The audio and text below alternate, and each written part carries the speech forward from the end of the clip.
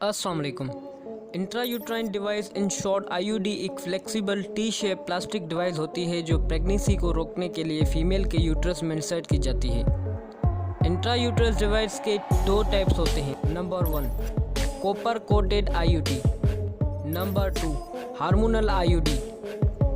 IUD pregnancy को 99% रोकने के लिए होती है और इस प्रेगनेंसी को 3 to 5 ईयर और 10 ईयर तक रोका जा सकता है।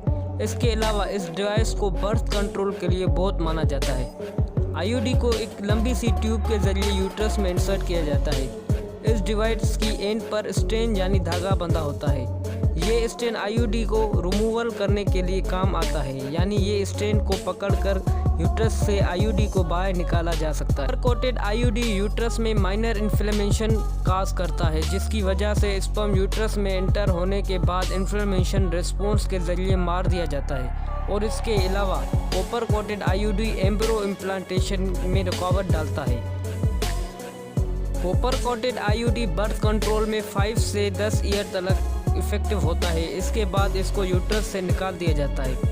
जबकि हार्मोनल आईयूडी इंजेस्ट होने के बाद प्रोजेस्टेरोन हार्मोन रिलीज करता है और ये हार्मोन सरफेक्स में मौजूद म्यूकस को ठीक बनाता है, जिसमें स्पर्म यूट्रस से ट्रेवल नहीं कर पाता। उसके अलावा प्रोजेस्टेरोन हार्मोन यूट्रस के लाइनिंग में एंड्रोमीडियम को भी पतला कर देता है, जिसकी वजह से एग रिलीज होने के बाद मौजूद यूट्रस में प्लांट नहीं हो पाता। हार्मोनल बर्थ कंट्रोल तकरीबन 3 साल तक इफेक्ट होता है। इसके बाद इसको यूट्रस से निकाल दिया जाता है। आईयूडी की खास बात यह है कि इसको किसी भी वक्त रिमूव किया जा सकता है और फीमेल दोबारा फर्टिलाइज हो जा सकती है। शुक्रिया, अल्लाह हाफिज़।